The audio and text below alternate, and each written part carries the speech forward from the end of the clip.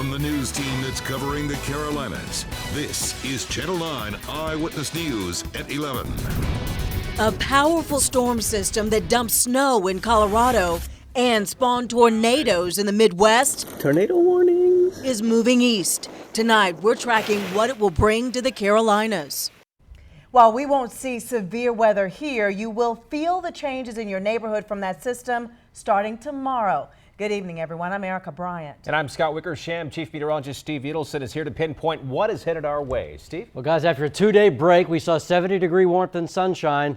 We're tracking the next system, and that break may soon be over. Check out Live Early Warning Doppler 9. Two pieces to this storm. The system, the part to the north is where most of the action is. You see snow on the backside. Those shades of white over Iowa is where it's snowing. Earlier, we had tornadoes up here. In fact, at Des Moines, at the airport tower, they actually reported a tornado on the ground. Heavy weather, severe storms pushing through Chicago. We've had about 300 reports of severe weather. That's since lunchtime today over the upper Midwest. Now, the southern end of this system, this is what we'll be dealing with. Just a band of rain, few claps of thunder. It's about 400 miles to the west of Charlotte. Here's what our Futurecast sees as we work our way through tomorrow. We're going to start the day with a few mountain showers. By the time it reaches the Charlotte area, it is history with just some clouds left over. But that doesn't mean we're done with the weather effects. We're going to talk about a chill down when I come back. All right, we have some new video coming in tonight of those storms Steve's been talking about, dumping several inches of rain, hail, and damaging winds here in the Midwest. In Iowa, reports of tornadoes and crashes, including this semi-truck that was flipped over by the wind. That same system caused these whiteout conditions here in Colorado. More than a foot of snow on the ground in parts of Denver, forcing the Denver airport to ground dozens of flights. We're getting new updates by the hour on exactly what to expect from the system here. Meteorologist Keith Monday will have the latest tomorrow morning on Eyewitness News Daybreak starting at 4:30.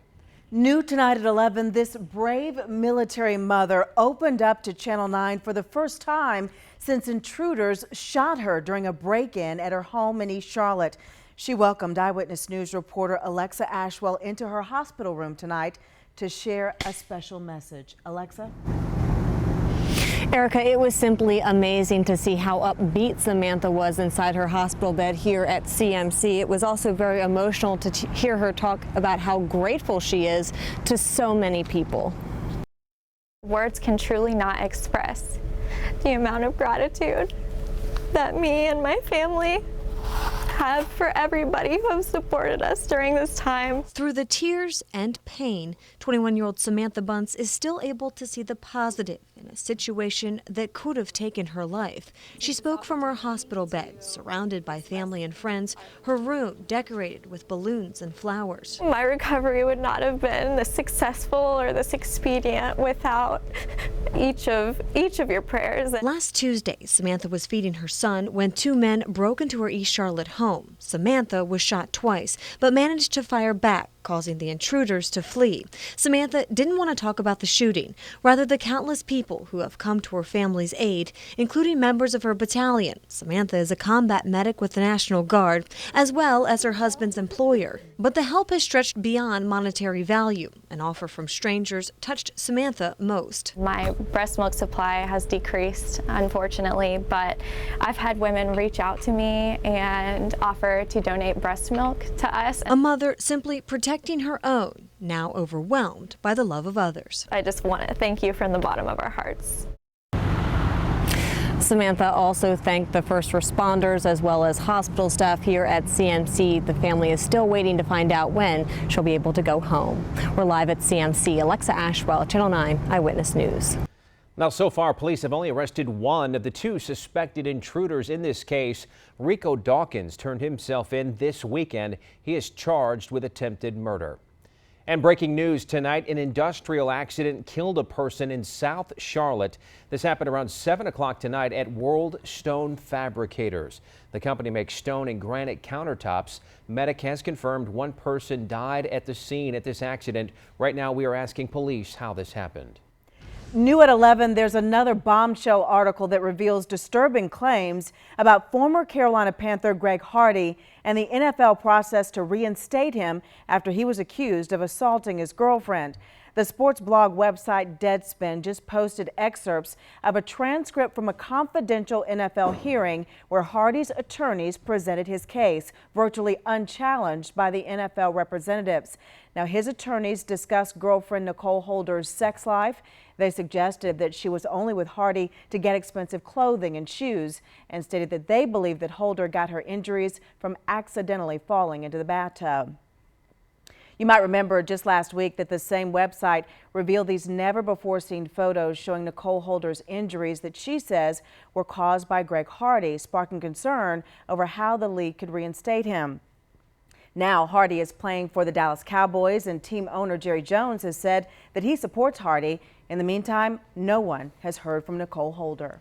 New at 11, a teenage girl in Southwest Charlotte told police she caught a stranger peeping through her window while she was in the shower. It's the second case like this in the past week.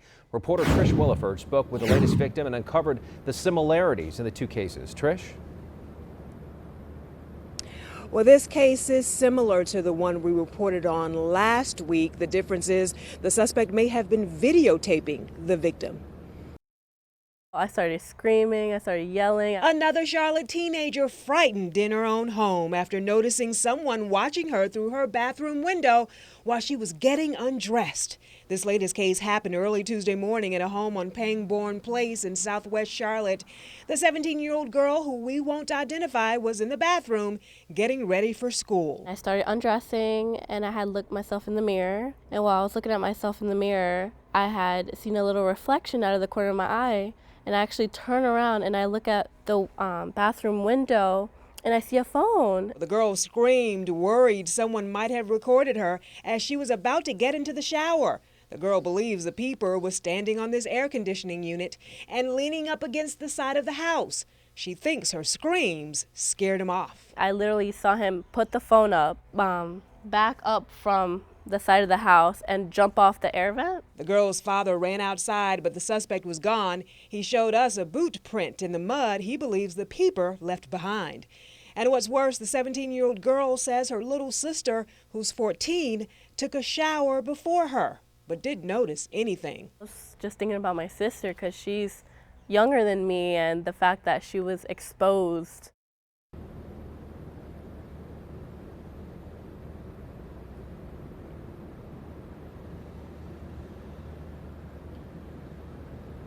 Well, the girl didn't get a look at the suspect, only his hand, but because it was so dark, she couldn't determine his race. Reporting live from CMPD headquarters, Trish Williford, Channel 9 Eyewitness News.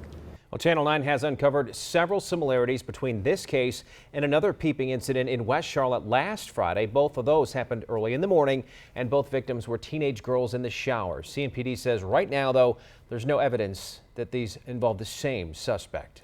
Breaking news right now, we've learned that a Cornelius native who played football at Elon University has died.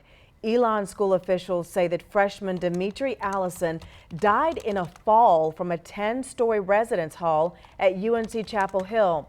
Right now, students are gathering at the pit on the UNC campus for an unplanned vigil. Allison graduated from South Lake Christian Academy, and the Elon community will also gather tomorrow afternoon in Rhodes Stadium to honor his memory. New tonight, the Cleveland County Sheriff's Office is warning people about a scam on Skype with a man claiming that he's looking for teenaged models. Our partners at the Shelby Star say they typically use the name Ronnie and invite young girls to chat, then promising them money, asking for nude photos. Anyone with information on this should call police. New at 11, the Concord City Mayor called for a special meeting for council tonight to consider an appeal of a rezoning decision. A Canadian company wants to build homes on 250 acres of land near the Pomper Trails neighborhood. But people who live there worry if that happens, rainwater will back up and flood their neighborhood. The Department of Transportation has told them they're going to flood us, and that doesn't matter to them. Late tonight, a council member told Channel 9 they decided to continue the hearing tonight so they can check into stormwater issues in that area.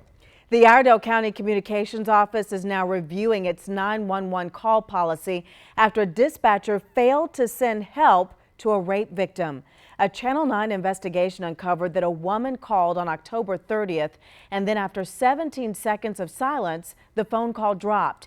Well, the dispatcher did not send help, but should have, according to protocol. 7 hours later, that same woman called back, saying that she had been raped. Now, the department policy requires the dispatchers to always call back and to send officers using GPS coordinates. That employee involved has now been disciplined. Tonight, the Chesterfield County Sheriff is denying accusations that he let inmates handle these guns seized in a big raid. Sheriff Jay Brooks admits he did use 6 inmates that night. He says to help move things around, but he says they did not touch any of the nearly 4,000 guns and that SLED agents were there as well.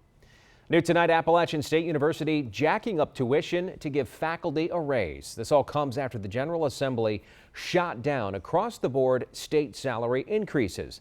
Our partners at the Watauga Democrat newspaper say this will be an average 2% raise coming out of that 5% tuition hike approved last spring. First-year faculty are not eligible to get that raise. Now, last month, dozens of App State students protested outside the stadium during a nationally televised football game. They wanted better pay for those faculty members. They claimed too much money is being spent on athletics. The suspect in a robbery and murder that happened over Labor Day weekend is due to make his first court appearance on those charges tomorrow. Police arrested Quincy McQuain early this morning for the murder of Elias Perez at an apartment complex off the plaza on September the 6th. It was one of 5 different murders that holiday weekend, including the death of this 7-year-old boy. Police say that Perez's murder was not related to the other shootings. Those other cases remain unsolved tonight.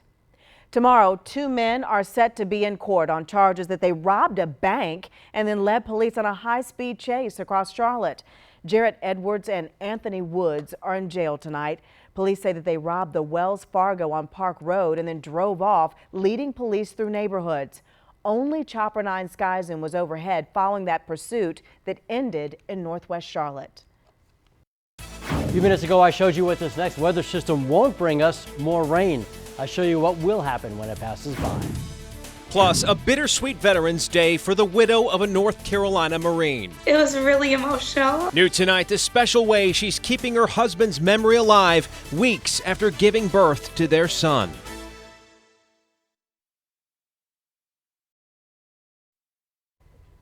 This Veterans Day is bittersweet for the widow of a North Carolina Marine killed in a Black Hawk crash. Just weeks ago, she gave birth to their son. New tonight at 11, she told reporter Alexa Ashwell how she plans to keep her husband's memory alive. So he is kind of sleeping yet, but here. Meet Wesley Carey Michael Kemp. He's already 3 weeks old, but was supposed to be born today, which is fitting because his father, Marine Staff Sergeant Carey Kemp, was a veteran who made the ultimate sacrifice just 8 months ago. It was really emotional. It was hard because I was wanting Carrie to be there. Carrie's widow, Jenna Kemp, talked with us from her house in Jacksonville, North Carolina, a home she and her husband built together, and one she'll likely be able to keep with the help of a Charlotte area-based company that raised money after the Marine's sudden death. Sergeant Kemp was one of 11 servicemen who died after their Black Hawk helicopter crashed on the coast of Florida. Their daughter, Mackenzie, was not even a year old, and Jenna, newly pregnant with their son. Fast forward to just weeks ago, Jenna said there wasn't a dry eye in the delivery room. It was like a piece of him came back into the world that day. Sharing the same nose and eyes, Jenna said her children favor their father, the man they'll be forced to grow up without. This Veterans Day holding a whole new meaning for the Kemp family. When you lose your husband, it definitely takes on a new meaning. It really makes you kind of stop and think more about what everyone has sacrificed to do this job. Alexa Ashwell, Channel 9 Eyewitness News. Movement Mortgage is a lender based in Charlotte here, and the company has raised enough money now to help her refinance her home and hopefully one day pay it off. Jenna will be presented with a check at a later date. Now, Alexa has been closely following Jenna Kemp's story. To read all the past coverage, go to WSOCTV.com. Well, the mother of a Huff High School student facing extortion charges says she's frustrated with how police have investigated her son. We first aired the interview tonight at 6 o'clock. We're not showing the mom's face because her 17-year-old son has not been charged. She said her son confessed to sending female students nude pictures of themselves and threatening to expose them if they didn't send more pictures. She said there's no excuse for his actions, but that other students who did the same are not being charged, and police did not get her permission or have a warrant to take evidence from her home. New tonight, a rapper from Bessemer City is back in jail again on drug charges. Last night, the police arrested Zachary Stallcup with making and selling drugs at his home. Last year, they charged him with having drugs at Bessemer High School after the group's video called "We the City" caught the attention of the police. The YouTube video had images of rappers with guns and drugs and noted parts of the city. New tonight, South Carolina's storm-battered beaches could be reconstructed by next June, but that's only if the beaches qualify for a repair project that would have the federal government paying for the repairs. Crews from the U.S. Army Corps of Engineers were spotted on Folly Beach today measuring how much sand was lost. Now, city officials estimated the beach lost about 25% of the sand that they just poured last year as part of a $30 million beach reconstruction project.